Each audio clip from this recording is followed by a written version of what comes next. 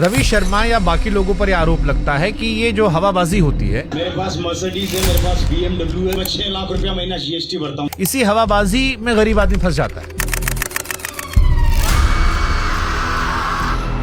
जो ऊपर वाला आदमी है वो तो पैसा कमा रहा है और जो नीचे आता जा रहा है वो केवल सपनों में जी रहा है। ये बिल्कुल 100%। एक महीने में 100 करोड़ कमा लिया। लोग कह रहे हैं कि भाई साहब इनको देख के तो अंबानी जी शर्मा रहे होंगे। मेरा मंथली टर्नओवर 100 करोड़ से ऊपर रहता है। इस तरह की हवाबाजी चल रही है। इनमें और डायरेक्ट सेलिंग में क्या अंतर? जिस व्यक्ति का था, जो भी उसने बोला, वो सफल व्यक्ति है डायरेक्ट सेलिंग का, लेकिन एक्सप्रेस करने का ढंग उसका सही नहीं था। इसको लेकर एक परसेप्शन है कि ये पिरामिड लेवल पे काम करती है कि आप नीचे 5 आदमी जोड़िए, उसके नीचे 5 जोड़ेंगे। पिरामिड का जो परसेप्शन है, ये आज तक कोई समझ नहीं पाया व्हाट इज द पिरामिड। अब मान लीजिए गरीब आदमी आपके पास आता है जिसको हिंदी बोलना भी ढंग से नहीं आता, उसको क्या फ्री में सब सिखा रहे हो? 3 साल 5 साल लगते हैं एक आदमी को ग्रूम करने में। ग्रूमिंग के तो पैसे आते होंगे। ट्रेनिंग का कोई पैसा नहीं लिया जाता सर। वो आएगा जाएगा, उसका पैसा लगेगा। कान इधर से पकड़ो, इधर से पकड़ो। आप लोगों ने एनालाइज किया कि फिर आपकी इंडस्ट्री मीम मटीरियल क्यों बन गई? हमारी इंडस्ट्री में लोग इतने दिखते हैं, लोग रोज अचीवमेंट करते हैं, कोई गाड़ी खरीदता है, कोई पैसे कमाता है। अब ये बेरोजगार लोग जो इन्फ्लुएंसर है, हमारा मजाक बना के इनको पैसा मिल जाता है। डायरेक्ट सेलिंग में नए लोगों को भर्ती करने पर इतना जोर क्यों होता है? एक तो आप लोगों में कला होती कि आप लोग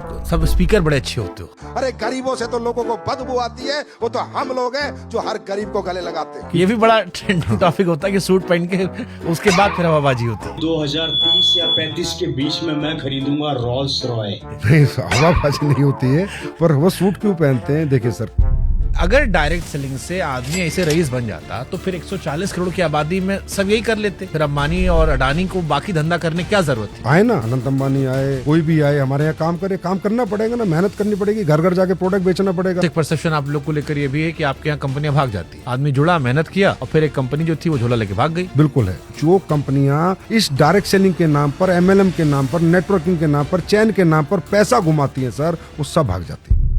असली या नकली कंपनी का फर्क कैसे पहचाने? कोई भी मीडिया चैनल या कोई भी न्यूज बनाते हैं, वो अपनी जगह कहीं हद तक सही भी कहते हैं। जितने भी दुगने पैसे करने का वादा करते हैं, ये सब नकली है सर। जो स्कैम वाले होते हैं, उस स्कैम से बचने के लिए क्या सलाह दोगे? डायरेक्ट सेलिंग में महिलाओं की क्या भूमिका है? सबसे बड़ी भूमिका उनकी थी सर। डायरेक्ट सेलिंग बनी महिलाओं के लिए थी। प्रोडक्ट सारा इंसान बिकता है यहाँ पे। अगर इंसान होशियार है तो बेच ले जाएगा। हाँ, इंसान होशियार है तो होशियार आदमी तो बेच ही देता है।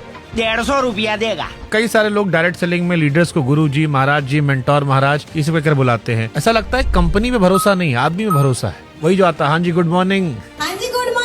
हरमनप्रीत कौर ने जीतने के बाद सबसे पहले जाके अमूल मजबूदार के पैर पकड़े कि थैंक यू कोच कि आज हम ये जीत गए। भावुकता यहाँ भी है ना सर। कैसे भरोसा करे कि आपका सामान सही है? सोशल मीडिया पे प्रोडक्ट के रिजल्ट्स भी वायरल है सर। अगर आप लोगों ने कैंसर का इलाज ढूंढ लिया? नहीं, हमने नहीं ढूंढा, कंज्यूमर कह रहा है कि ये प्रोडक्ट लेके मैं ठीक हूँ। अरे भी तो वैसा हो कि बाबा लोग पेट में हाथ डाल के पत्थरी निकाल देते हैं, पत्थर निकाल देते हैं, वो भी यूट्यूब पे भरा पड़ा है। हमारे एक बाबा किए थे हरिद्वार वाले, सुप्रीम कोर्ट में डांट खाए थे। ये जो आपकी इंडस्ट्री है, इसमें कितनी परसेंट हवाबाजी है, कितनी परसेंट सच्चाई है? एक चेक ला दे किसी का झूठा कि भाई इसने ये बोला, इसके पास ये गाड़ी नहीं है, आप ही चलाइएगा चैनल पे, मैं बोलता हूँ। क्योंकि गरीब आदमी इन्वॉल्व है, इसलिए लोगों को मजाक उड़ाने का मौका ज्यादा मिल जाता है। बस sir, thank you so much Shubhankar sir, आपने ये बात बोल के ना दिल खुश कर दिया। हमारे यहाँ ना सर वो इस लेवल पे सफल होता है कि बहुत से लोग हजम नहीं करते।